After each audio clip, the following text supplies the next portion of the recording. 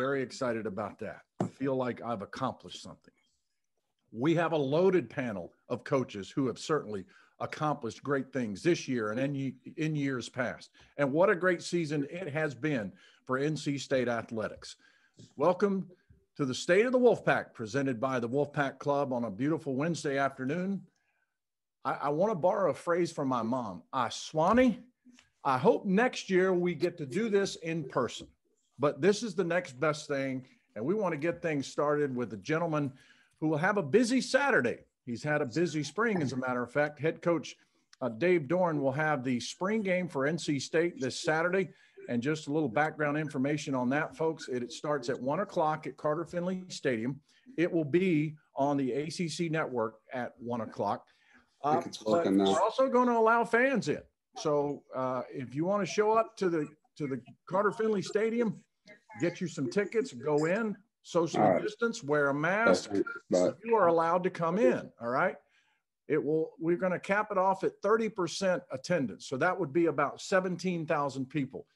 If we get that for a spring game, we're going to be doing something. But welcome, Wolfpack fans. It would be pretty neat to see you. Coach Doeren, had a chance to see your squad a couple of times in spring, one practice, one scrimmage. What will be the format for Saturday's game? We're actually working through that right now. We're going to play football, what it looks like. I think we're going to have our ones, basically our starters that are available, go against the rest of the team. So more or less you'll have your starting group on the home sideline in red and everyone else in white, except for a few, guys that rotate in package wise. And we'll be live. We'll be tackling, everybody but the quarterback, and special teams won't be full tilt, but, we will kick and punt, have a couple kickoffs just so we can get that done in front of a crowd with some of the younger players. But we're looking forward to it. I know our players are excited to play in the stadium and be in front of people again. I know you got to play in front of, I think it was 10,000 in the Gator Bowl. And, we could have a pretty good crowd here at Carter Finley Stadium. Will there be an adjustment for particularly the younger guys to get used to playing in front of people again, or is that just no big deal to them? I don't know. I think there's going to be a lot of adjusting, getting used to crowd noise again eventually. I'm not sure with 15,000, which is what they're saying we'll have, how much that'll, impact them that way. But it was quiet in those stadiums this year. It was very quiet, and so I think, for all the particularly offensive players that deal with crowd noise the most, there's going to be an adjustment period. And for the young kids that have never been a part of it, it'll be eye-opening to them. The game's on TV. It's open to the public. You don't want to give too much away, but how much will we see as far as revealing of what you might be doing this year? There'll be some new things we're doing that we won't put on display, just because, we know our first three opponents are going to watch our spring game just like we're going to watch theirs. It's more about just, running the DNA of what you do and letting the kids fly around and play live football. There'll be a few things, the crowd pleaser type plays, I guess you would say, but more than anything, it's just a chance to go play a game in front of our fans and finish off, successfully, in my opinion, would be our starting offense doing well, our starting defense doing well, and nobody being injured in the process. There is the key thing. I was really curious, Coach, getting a chance to watch Devin Leary come back. And I saw no ill effects at all from the injury. As a matter of fact, one of the practices I attended, he was one of the last guys to leave the field. He was throwing extra routes to Devin Carter and Bam Knight and Porter Rooks. What have you seen from Devin this year that will lead you to believe that he's fully 100% healthy and ready to rock and roll? Yeah, he's doing great. He's more than 100%, I guess you'd say. When you break a bone, it comes back stronger. But he's running around really well. He's playing with a lot of confidence. He knows the system Coach Beck has installed. He's been battle tested. I know he's excited about the players around him that are coming back. So there's just a lot of little things he's working on. And I think defensive recognition is probably where his mind is now, whereas last year it was trying to learn our plays. Everything's about what the other side of the ball is doing right now for him. It was interesting when he had a media Zoom, he talked about how he understands and comprehends the offense and what Coach Tim Beck is trying to do this year a lot better. He thought he knew the offense last year, but has really understands it at a different level this year. How is that? Well, I think the more you hear the same sentences over and over and over, the more you can finish them. And like I said, I think higher level learning as a football player, it's you're not thinking about what you're supposed to do anymore. You're thinking about what the guy across from you or the scheme across from you might do, or the situation of the game, really slowing down, because I don't have to think about, for a quarterback, what the protection is or my progression or who's hot. I can think more about, hey, that safety's leaning this way. Hey, I like our matchup on that corner. Hey, it's 3rd and 3 or it's 3rd and 10. The mindset changes a lot. And I think that's where Devin is right now. And I know he is. And so it's been fun watching that progression for him. Now, you have not had this spring Bam Knight, Ricky Person, also Drake Thomas, Peyton Wilson, Emeka Emezi. Why did you decide to hold them out? And I don't know that State fans should be too worried about whether they can play in the fall or not. Well, I didn't hold them out. They had medical things they needed to get right. And we're not going to put a person out there until the medical team says we can. They're all going through their rehab protocol, and they're lifting weights with Thunder and his crew every day. They look great. They're just not ready for padded competition yet, So those guys have proven they can play for us. And, I think it's been good for the guys that play behind them to get those reps. And it's really helping our depth and allowing us to do some things with some younger players. We're all anxious to see the early enrollees and guys that didn't play as much last year. Have you seen any of those guys in the spring that you go, I might be able to play that youngster in the fall? The young receiving group's very talented. Jalen Coit and Chris Scott and Anthony Smith. Those guys have done some really impressive things this spring. And so that's a group that, you may not hear a ton about just because of what's coming back in the receiver room. But they're getting themselves ready to be that next really good group at receiver. They've been impressive. I think our freshman center, Lyndon Cooper, and our freshman defensive end, Travali Price, have stood out in practice quite a bit. And so we're glad they're here. It's been a fun spring with them, getting them acclimated to the systems and seeing what they can do. And the young quarterback, I think everyone will enjoy watching Aaron play this weekend. He's got a lot of ability and very poised. Well, you've got 3 good running backs or quarterbacks in that room. You got a bevy of running backs. You've got one guy in Trent Penix who you've kind of moved all around. What will his role offensively be this year? Well, with us losing so much in the tight end room, Kerry Angeline's gone and Dylan Ottenry's gone. We felt like Trent gave us the ability to have a hybrid player and allow us to find some plays for him, because there's a lot of guys in the backfield. There's just not enough room for them all back there. And so with him, playing some tight end, with Jordan Houston playing some receiver, it's allowing us to, multitask, I guess you'd say, or multi-train, cross-train some players and give us a little more flexibility in how we play some guys. Should be a fun day on Saturday to see what Coach Tim Beck and you guys draw up to run offensively, and then hopefully the defense can stop them. I don't know how you really enjoy a spring game, Coach, if you've got one side dominating the other side. You just, as you said earlier, just nobody get hurt and let's just play well. Yeah, as for them, they've worked really hard. I think, everyone on here, every coach on here will say the same thing, that their athletes have been through a lot these last 12 months. And so anytime they can get out and play and do it in front of fans and celebrate, the sport that they love so much, it's a great day. And hopefully we'll have a great turnout. I expect to. I know people are starved for sports in person, and so we expect them to take advantage of this free opportunity to support the Wolfpack. But I also want to give a shout out to all the coaches that are on this. They've done such a great job in all the other sports and achieved at such a high level. It's a great group to be a part of, and very proud to be on a Zoom call with guys like this, and the coaches that are a part of this university have done a tremendous job leading us this spring and this off season for us. You feed off of each other, Coach Dave. Yeah, we do. Thanks a lot for your time.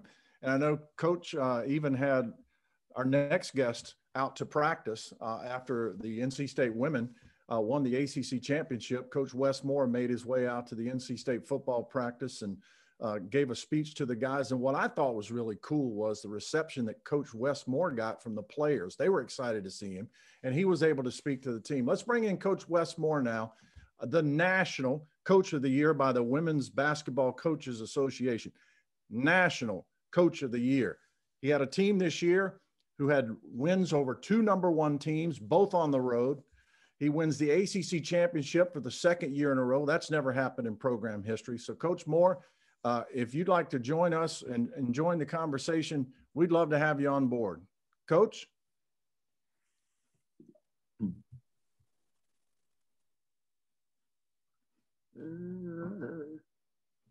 This is the hard part.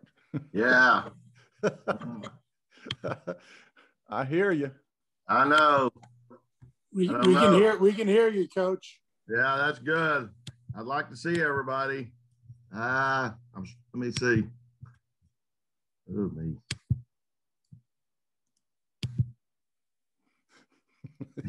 What's funny is we can hear you. Now, look at there. You found the right button, Coach. I'm still not seeing. Can y'all see me? Yeah, unfortunately, we can. Yeah, I know. I've been a lot better recruiter since we start wearing masks.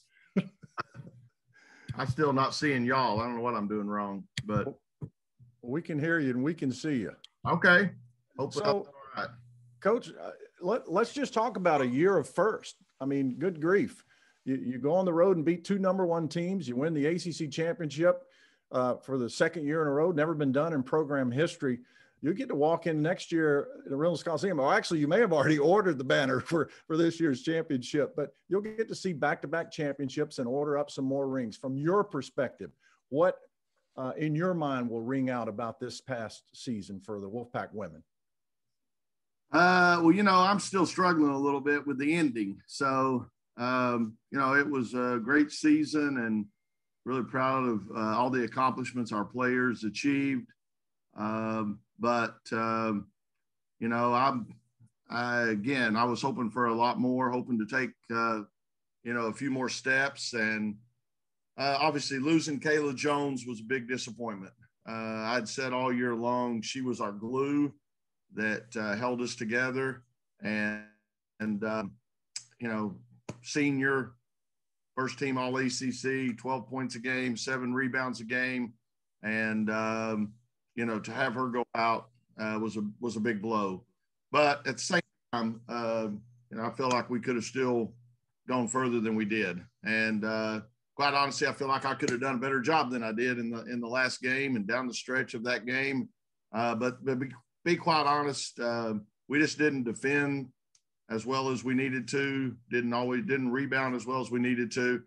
We were 20-0 this season when we held people to see or less. We were 2-3 when we gave up over 70. And then a great reminder of defending and rebounding is what makes it happen. So, but anyway, big picture, yes, it was a great season. So how do you process what happened and how do you become better because of what happened? Because here's the thing I remember, coaches. I remember how in the press conference after the game, how you handled the situation, how Alyssa Kinane handled the situation. And to me, that was a positive right there, that you guys were able to digest such a disappointment that quickly, yet still come out and point towards some good things that did happen this season. Yeah, I think, one thing, obviously, losing Kayla was such a big blow. We've got to develop more depth. Mm-hmm. And so, we've got 3 freshmen coming in. I think, we are probably going to add another player or 2 before it's over. And we got to have more depth and be able to handle an injury or whatever setback we may encounter, handle that better. And like I said, I think we got to do a little bit better job defensively on a consistent basis. We were good most of the year. We were one of the top defensive teams in the ACC, but obviously it let us down in that last game. So we got to make sure we, take care of that and just continue to, grow. Like I said, I thought we were primed and ready to make a run, especially with the big wins against South Carolina and 2 against Louisville. But that's what makes it hard when you've invested that much and you get that close. It's even harder to accept it. So we're going to try to take some more steps. Definitely is what we got to try to do and get to another level. You've already had senior day for 2 of your players, but they're going to be coming back. You've got 3 super seniors coming back, and Raina Perez, Kayla Jones, who you've referred to quite often in this conversation, and also Kai Crutchfield. What does that do for this roster to bring back such talent? And you talk about depth. Those are 3 great players to have there. Yeah, you're right. And it's tough because with the COVID, we haven't had a player go in the portal since the portal started. Us and Howard were the only 2 Power 5 schools that had not had a player go in the portal. But this changed everything because now all your seniors are able to come back for another year. So if you didn't get to play this year, it doesn't look real good for next year, in a lot of cases. So, I think that's been tough on some of our players, but it's a great plus for us having that experience back. Kai Crutchfield played really great down the stretch. She had a hand injury earlier in the year on her shooting hand. And once she was able to get that, get the wrap off and all that, and then defensively, she did a great job. Raina Perez, I think like 118 assists and 40-something turnovers, was one of the best in the country, assist to turnover ratio. And then, of course, Kayla Jones played at a high level all year for us. So having those 3 backs a big plus. We got some freshmen coming in that are very talented, capable of scoring the ball well. So it's going to make for more competitive practices. I'm excited about that. And it's going to provide us with more depth. So hopefully, like I said, we can handle anything we may face during the year. But to have them back is a big plus. They've been a big part of helping getting this program to the level it's at now, and back-to-back ACC championships and all that. You got to give those seniors a lot of that credit. It was another situation. You mentioned the transfer portal. What's life like in the transfer portal? Because you win some, you lose some, but it's almost become a part of a pool that you have to swim in as a coach. Yeah, like I said, we haven't really been active in it. Obviously Raina Perez last year, we felt like we had a real need at that position and needed experience, and we saw her in the portal, but we haven't been real active in it. But this year's a little different, and there may be some kids in there that we recruited hard out of high school that we have to seriously consider. So I do think, like I said, we're going to probably add a couple from that group, hopefully, and that's going to make us, like I said, an even more competitive situation for playing time in practice. We're going to make each other better. So, you got to make the most of it. That's bottom line. It is a little different, and I am concerned about it because we had such great chemistry on our team, always really. That's why we hadn't had kids go in the portal. It definitely wasn't because they love me, but it was because, they love each other. They're in a great environment. And now, again, that's changed a little. So it's going to be, real important that the returners and the new players mesh and accept each other and realize that we all have one goal, and that's to win a national championship, get to a Final Four, whatever. So hopefully they'll all buy into that and put that first. If we do that, we're going to have a very talented team. Well, I know hopefully we'll, when basketball season starts this year, Reynolds will be rocking with a lot of these people that are on this Zoom call, Wolfpack Club members. Wes, your message to a lot of these Wolfpack Club members that have certainly followed your program from day one. Yeah, it's been great, and I miss it. I miss going out on the caravan. I miss the jamboree down there at Myrtle Beach, whatever. I miss just seeing people in Reynolds that we can talk to and hang out with. And, going to the spring football game is going to be a great first step. I went out there, like you said, to their first spring practice. up close, I'm telling you what, Devin Leary, he throws the ball a little different than your average Joe. That dude, he spins the ball now. He gets it out there. Of course, I'm always in Coach Doeren's ear. You know, the flea flicker, I believe, is the greatest play in football, especially if you can run the ball and keep the defense honest. I love the flea flicker, but I love the way Leary looks, and I'm excited about that team. But just getting everybody out into Reynolds is going to be, and we're going to play we're going to play South Carolina, maybe opening game. We've got them coming to us. We're supposed to be hosting the preseason NIT. Hopefully that all happens. You know, we just today, it looks like we've added an SEC opponent. We don't have a contract yet, but it looks like we got that, and that would be a home game. So we're going to have a great schedule. We're going to have a great team, and we need the great fans to get back out. We need to sell this place out. I mean, yeah, again, make such a difference home court advantage-wise, also recruiting-wise. I just can't tell you, you know, if we can consistently sell out Reynolds, it makes a big difference because recruits want to play in front of people. And so we need to get everybody back in there, and hopefully the COVID is going to be, you know, I grew up in Texas now. They moved on. You know, the Ranger game the other day was a sellout. Okay. Now they had to go ahead and sell it out and let everybody come in because that's the only game they'll sell out all year. Okay.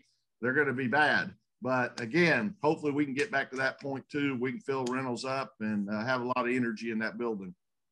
Wes, thanks a lot for your time, my friend, and I hope to see you in person soon. We appreciate I don't know what this view looked like. I don't know if I'm off-centered, if I'm cutting my head off because I can't see, but hopefully you look like an angel because you have a ring around the top of your head. That's appropriate. Yeah, I mean, I agree. That's me. That's who I am. But no, I really do thank everybody that's on this call. You know, this has been a difficult year from a lot of perspectives, and budget is one of them. And, you know, the help that everyone's chipped in and given to try to help us through this dark time has been unbelievable. And I love you guys. I really do. Like I said, it's killing me we can't go out on the caravan because I love seeing everybody. But hopefully we can make that happen again soon. And just appreciate everyone and all the coaches, as we said. You know, it's a tough neighborhood when you got cross-country finishing second in the country and wrestling and swimming. And, you know, then doggone, we got beaten Sweet 16, so we're just kicked to the curb. But, again, great job by all the coaches, fans, and go Pack. A lot of motivation, and we're going to bring on 3 of those coaches that you were just mentioning. Laurie Henes from cross country, Pat Popolizio, wrestling, and Braden Holloway from swimming and diving. I'll tell you what, I'm a Southern guy, so I'm going to go ladies first. All right. So we're going to start with you, Coach Henes, and I'll tell you, it was pretty awesome to see the reaction of your players and you yourself when y'all are holding those national championship trophies runner-up at the cross-country meet this year. The NCAAs tied the highest finish in school history. Laurie, what was that moment like for you as a coach to stand there with your athletes holding those trophies? You know, I think there were so many times this year where we really didn't think that we were going to have the opportunity to do that. You know, for those who don't know, we had our ACC championships in the fall where they are, you know, normally, and then the NCAA championships were delayed until March, which coincided amazingly with the same weekend of the NCAA indoor championships. So 4 of our athletes actually competed in both of those NCAA championships in a 72-hour period. And, you know, 2 or 3 of them probably didn't have the performance they wanted on the track, and to see them turn it around and really run up to their potential at the cross country championships was a great moment coaching wise. And I know for the team, they you know, it was crazy weekend to do 2 NCAA championships in the same weekend, but it was very gratifying to, you know, to be able to lift that trophy. I think, you know, in the years going into this year, if someone had said we were going to finish second, I'd have said, I'll take that. We're thrilled with that. You know, with 3 minutes to go, we really thought we had an opportunity to win it. So it's a little bit bittersweet at the end there, but you know, I've been here a long time. It's difficult to do that, and we appreciate having that opportunity and being in that position. Do you think back at how close you were, or do you appreciate the fact of where you got to? Well, you know, coach is always, it's a little bit of both for sure. But yeah, definitely appreciate where we've gotten to. I mean, we talk a lot. I think we've talked before about gratitude, and we talked about that a lot in this year and in this situation, that, you know, we're grateful that we do a sport that for the most part we were able to do. You know, you don't have to be inside a gym, you don't have to be inside. We were able to train for most of that time, and we talked to our women or to our team about taking advantage of that, and that the teams that would come out on the top after this are the ones that would manage that situation the best. And, you know, I felt like I was very proud of our women. I felt like they did a really good job of that. So you had 3 girls in the top 25, which really propelled you to that second place finish. You had the ACC Runner of the Year. From a personnel standpoint, the 3 ladies that finished in the top 25, would you just kind of go over their day on that afternoon with a chance with them, with the opportunity to finish second in the NCAA? Yeah, you know, both Hannah Steelman finished 5th and Kelsey Camille finished 9th, and they both ran the 5K at the indoor championships. Hannah was 8th and Kelsey was 11th in one event, and then they came where everyone's back together in cross and finished in the top 10. So again, just extremely proud of them. And then we had the top freshman in the meet. Caitlin Toohey was the top freshman, and she was, you know, she's I think she's a national record holder in 2 or 3 high school events, and she was injured when she got here.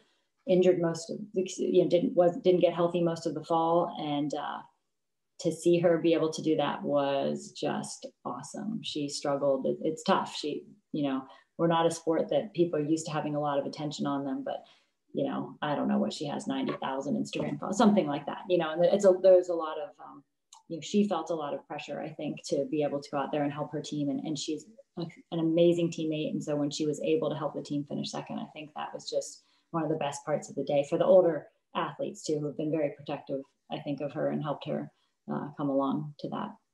You know, a year ago when you and I were doing a Zoom during the pandemic shutdown and everybody's at home, Caitlin was somebody that you were talking about, that you were very excited, incoming freshman, had all of these records. But, you know, even someone as that successful feels a little bit of the pressure, especially when you make the move from high school and running international meets to college. What did that day do for her as far as where you think it could take her in the future? Yeah, she's been pretty much a completely different athlete since that day. And yeah, the rest of our athletes are seeing definitely a different person in practice, and we are as well. And, you know, she opened up in this track season running 4:16 for 1500, which was one of the top 10 times in the country and the top freshman in the country in that event as well. And so we're looking forward to her being able to do that. But again, she picked NC State because she wanted to be on a team that was on the podium with a chance to be at the top of the podium, and to see her be able to do that and to help the team do that in her freshman year was huge. You being a former athlete at this university, being a current head coach at university, you know the value and the benefit of having an organization like the Wolfpack Club. Just give us your thoughts on what you've seen as a student athlete and now as a coach dealing with this organization that we have. Yeah, you know, I mean, I've said this, I think, before on some of these calls, but yeah, I wouldn't have been able to come to NC State without the Wolfpack Club and without the support of that.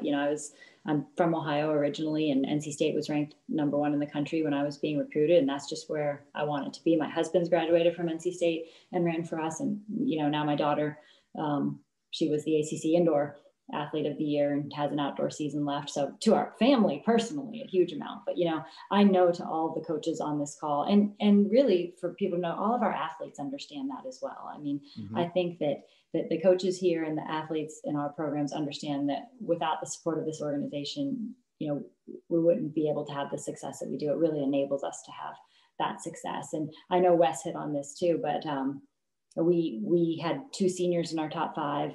Both will return because the eligibility didn't count for, you know, they get their eligibility back for this cross country season. So to be able to return that whole lineup with experience is huge. And, you know, again, the support of this group enables us to do things like that. And I know all the coaches here and all of our athletes truly appreciate it. Well, we appreciate you too, Coach. Coach of the Year for a 5th straight year. They might as well just change the name of the trophy to the Laurie Henes Coach of the Year award from the ACC. Maybe they will one day, Coach. Well, the Southeast region one is the Raleigh Geiger Award. So I put that in my office and make fun of it. Well, there you go. That's awesome. You just picked that up as well recently. Congratulations, Coach, on a fantastic year, and look forward to seeing where the rest of the track and field season takes you, and also next cross-country season as well. Appreciate your time.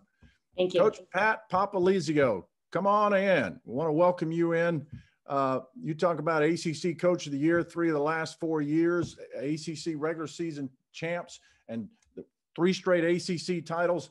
Wrestled this year in the ACC championships at Reynolds Coliseum. And Coach, I was sitting there watching it on the ACC network, and I was like, man, can you imagine how electric this would be if all of our fans were in Reynolds Coliseum to get to witness what you guys did in that wrestling tournament against the rest of the ACC? How cool would have that been?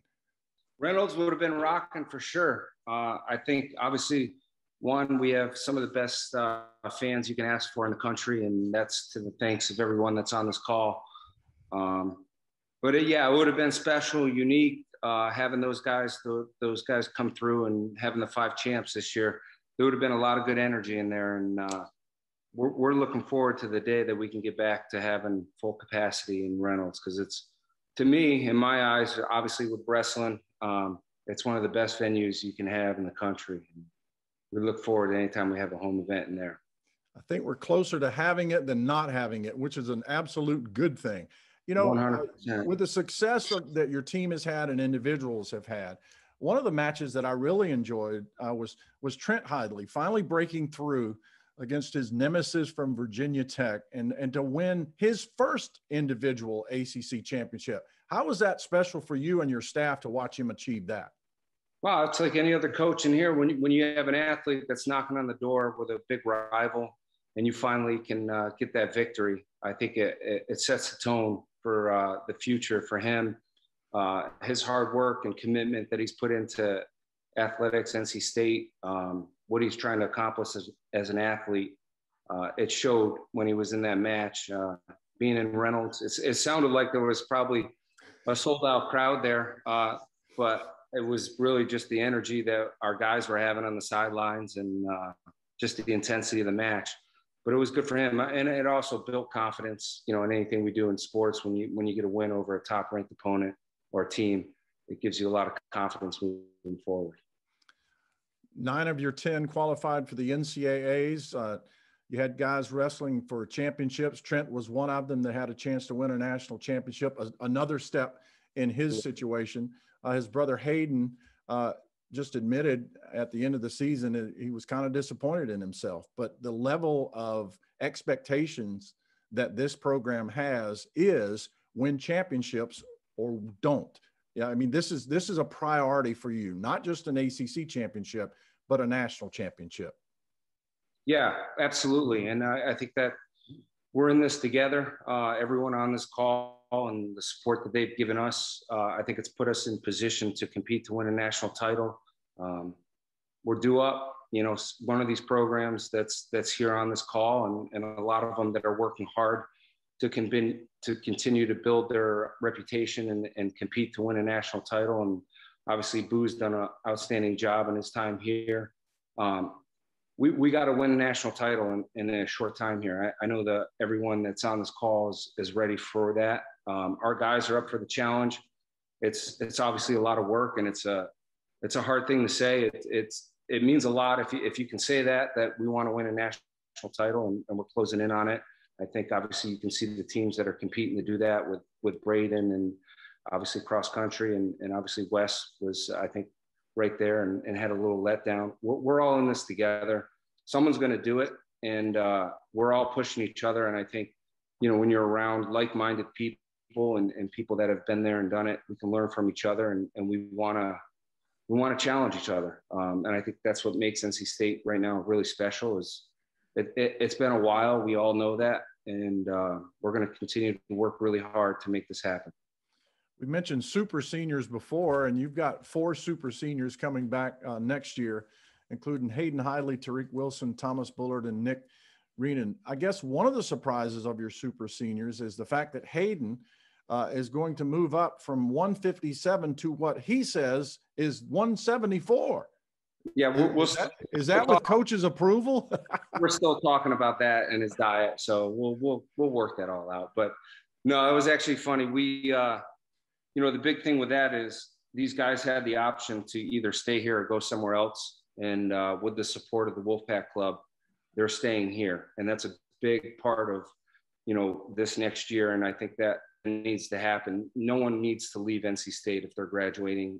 We made that very clear that we're going to keep these guys here with the support of what Boo's doing, his administration, and everyone on this call. We got to back that. We can't have these guys in conference wrestling, at another school. Our guys are loyal and committed to what we're doing.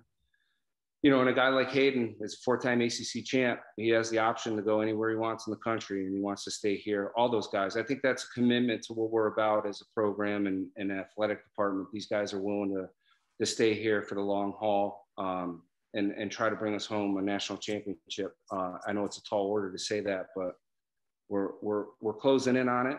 We got to continue to get better, and these guys are committed to making that happen, at least to put it on the line and challenge for it. So I'm excited to see them. But yeah, we got to get Hayden. He wants to work out with his brother, which is fine, but we'll see when time shows what weight class he'll be at. Well, I know you're glad to have him back. With these rosters kind of at full bore, so to speak, what kind of recruiting class do you have coming in? And do these guys even have an opportunity to get on the mat? Where we're at with recruiting, we're closing in on the top guys in the country. I think we're one of those programs right now where everyone's looking at. We know we're up there with a lot of the best guys in the country, and I think Wes hit on it pretty good. People want to wrestle in front of the best crowds in the country, and the luxury we have is our fan base is phenomenal, and there's a lot of loyal people on here that come to our matches and all competitions. So we're doing a good job with that. Yeah, and in the next couple of years, we got a lot of depth here at NC State. So if one guy, wants to move up a weight class, we have another guy ready to go, and we can make those lineup changes. But yeah, it's going to be very interesting where things play out in the next couple of years with who we have coming in, who we have coming back. Good news is our talent levels is about as good as it can be, and our culture is probably as best it's ever been. And that's how you win championships, is with your culture and your team dynamic. And I feel really good where we're at right now with the support that we have with our administration and the people back in our program. Pat, thanks a ton for your time and your perspective. I think you hit on some really key points there. Culture, and you don't need to leave NC State to win championships. That's a great thing to do. Get done here right at home. There you go. Let's bring in another champion, Braden Holloway. Coach, not a bad postseason for you guys, particularly the ladies. When you see what they were able to accomplish, second in the nation, and then you have 5 ladies that were a part of 5 national championships. I know when you came here, that was the goal, but to see it actually happen, what was that like for you as a coach? Thanks, Jeff. And by the way, Pat, I don't know if you can still see for Hayden, I got some Kit Kats so he can get to that 175 pretty easily. Just tell him to come see me. It was sitting right next to me when he started talking about moving up weight classes. I actually, the night that we first won the first championship, it was the first one for our program in swimming, because we had a diving national champion in 2009. I'm pretty sure it was. And, the next night when we won the last 3 events, I think when I first took this job, there was a lot of history on the men's side. I've done a pretty solid job, but I'm nowhere near close to what the coaches did in the 70s. Don Easterling, Willis Casey, guys that are in the Hall of Fame here. I'm nowhere near what they've accomplished. But the history on the women wasn't there. Mm-hmm. And, I didn't come here just to lead the men's team. I came here to lead the men's and the women's team. And so I kind of told the ladies it's probably the biggest moment in the new era, you know, since I got here, was that not just that first night when we broke the national record, but it was the second night where we just caught fire. And I mean, I teared up at dinner and started crying a little bit about how happy I was for them, but how happy I was for the people on this call. I mean, if there's swimmers and divers on this call right now, I can't see everyone's names, but people that were here in the 70s or the 80s or the 90s, or even my first couple of years here where I talked about it, but that's all I did was talk about it just to sell the dream, you know? And so it was a pretty surreal moment that, you know, even hit home earlier this week when the ladies went and took really fancy pictures at the bell tower, and I got to see them because I was out of town. And it's just, they still talk about it. So it was special. Catherine Burkhoff, Sophie Hansen, Kylie Alons, Julia Poole, and Serena Rowe were the 5 young ladies that brought home national championships. The first 4 that I mentioned were on the 4 medley relay. And then Sophie goes out and wins 2 individual titles, and Catherine goes out and wins an individual title. What does it do?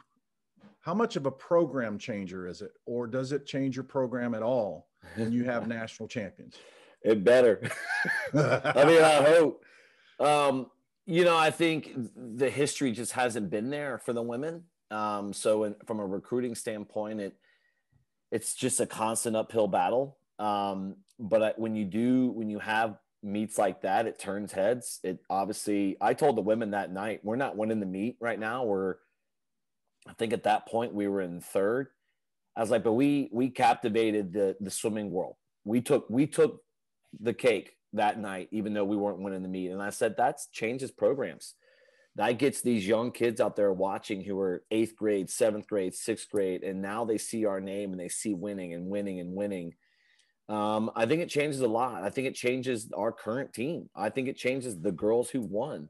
You know, Sophie right now is in Sweden, and her meet to qualify for the Olympics starts tomorrow, and she's 6 hours ahead. So she hasn't slowed down. I mean, you know, I called her yesterday, and she had like one of her best practices she's ever had. And she's like, I'm going to do this. So I think it changes the way you think. I think it shows, and I talk a lot about this with the women and the men, that emotion, you know, everyone talks about it, but you know, when you see emotion move a person to do things that they didn't think they could do, that's what gives coaches even more credit to stories they tell or speeches they give, is because now we have things to back it up.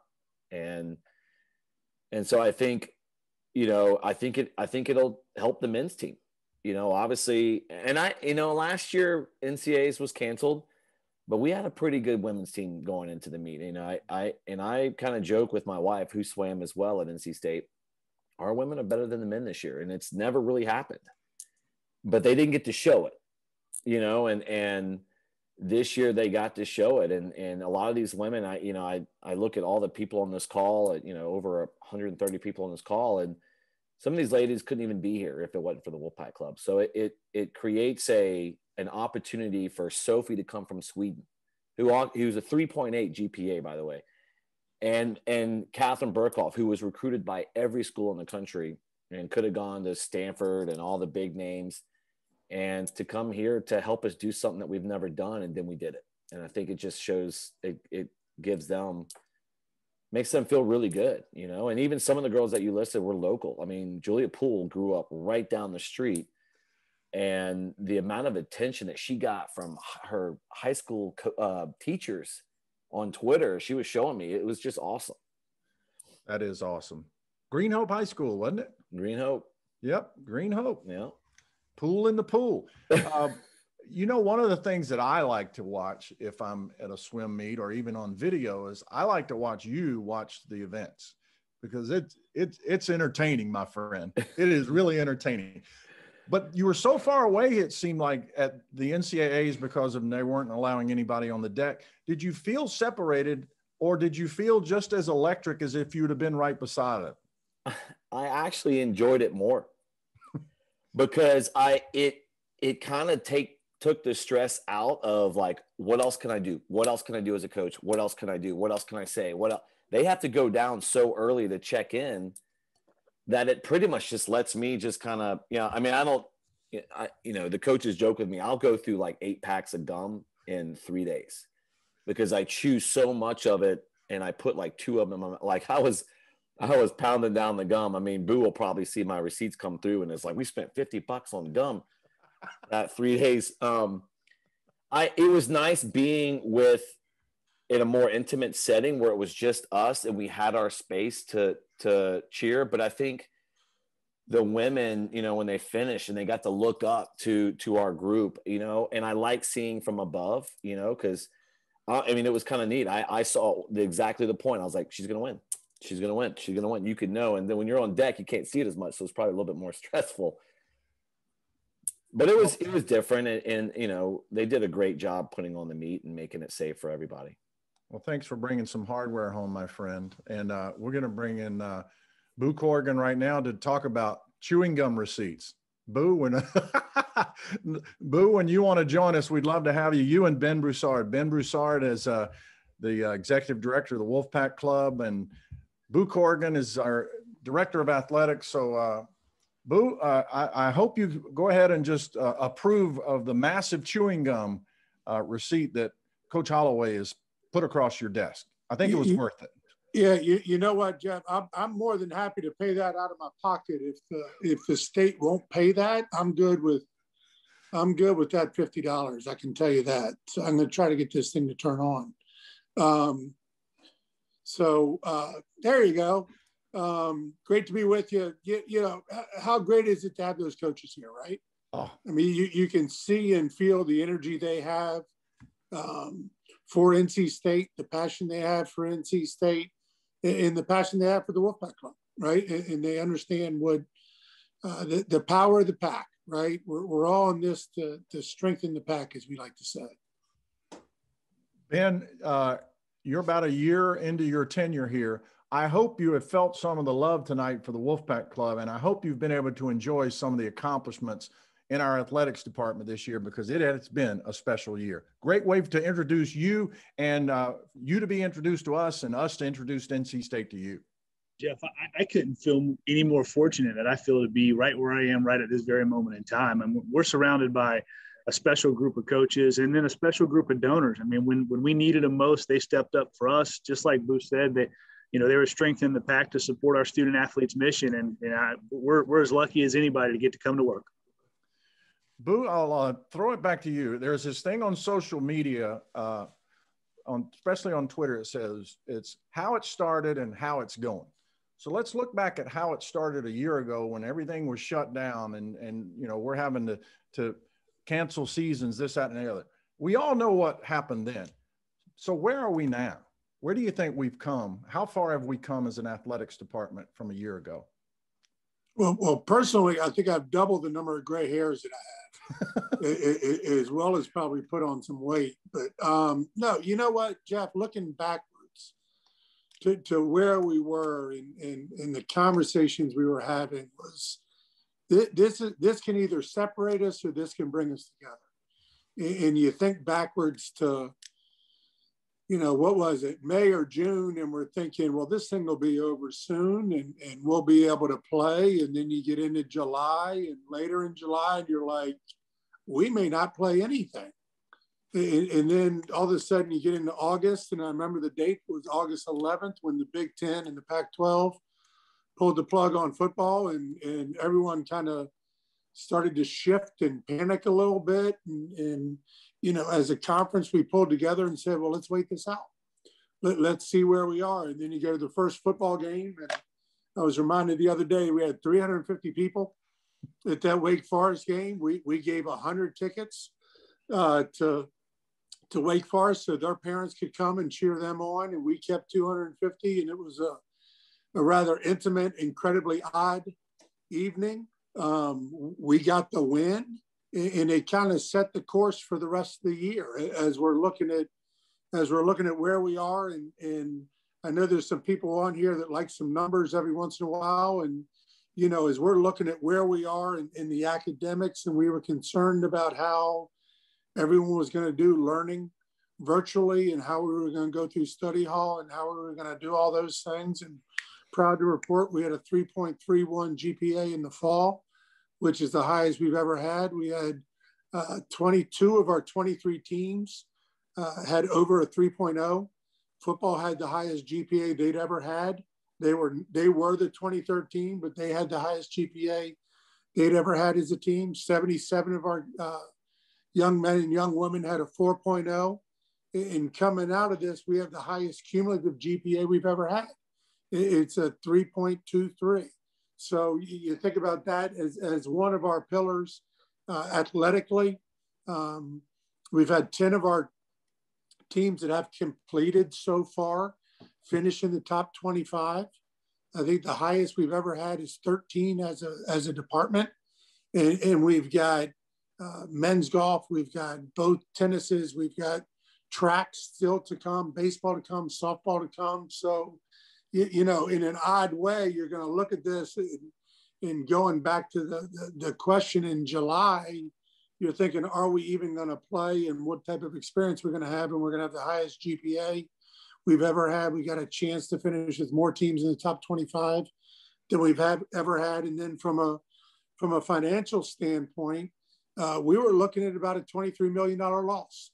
$22.8 million is what we were looking at.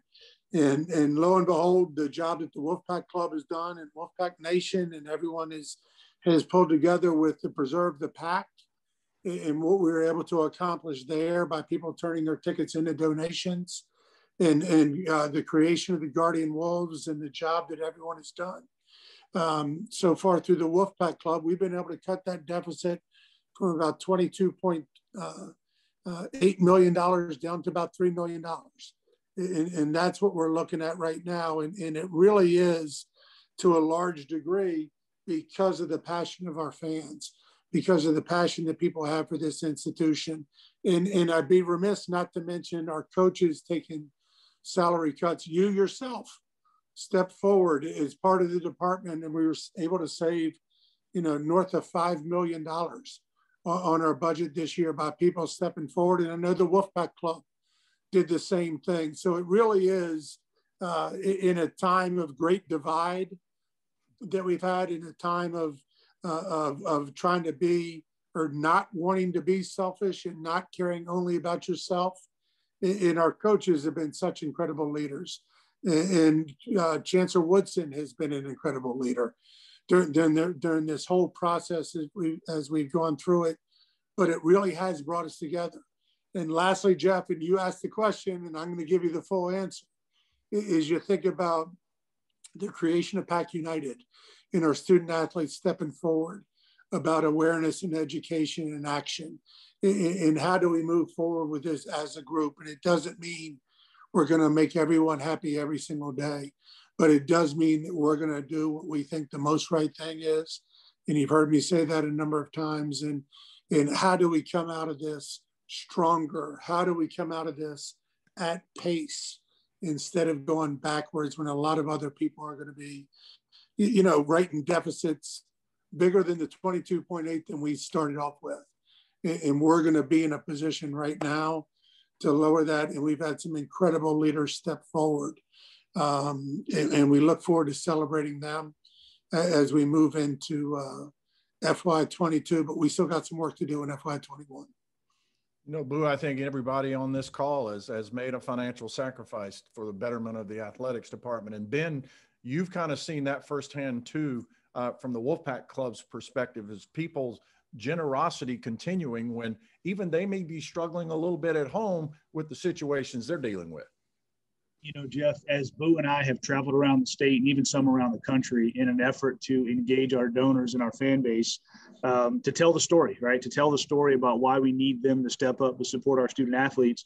We've noticed that the Wolfpack Nation, and at least I've noticed the Wolfpack Nation is a big family, right? And they care about each other and they want to take care of each other. I'm looking at some stats that I've got in front of me from Will Pridgeon on our staff as it relates to the annual fund.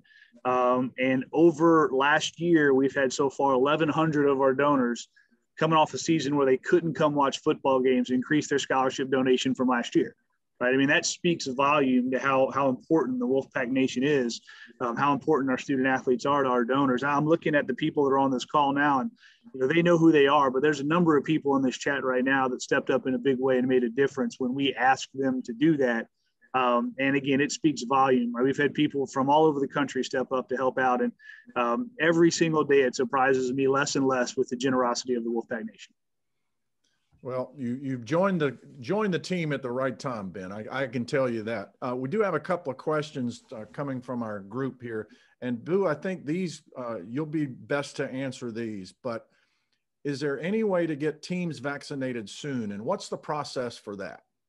So we have been working specifically with Julie Cassani and Amy Orders, are the two women here on program that on campus that have done an unbelievable job as we've gone through this. And it's interesting in that we can, we're in a position now in the state, and I think the state's done a good job.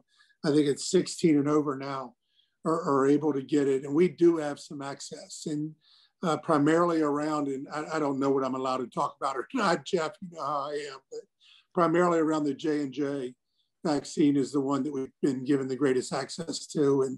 And we've started to do that. We're in the process.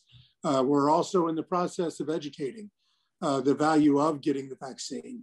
And Rob Murphy on our staff has done a great job with making sure that people understand the benefits of getting vaccinated as opposed to not getting vaccinated, and to feel good about what we're doing and how we're doing it. But it really has been a team effort to kind of get us to this point. And we look forward to moving forward with additional vaccinations and making sure we have access to everything that we can, not only for our student athletes, but for all the students at NC State.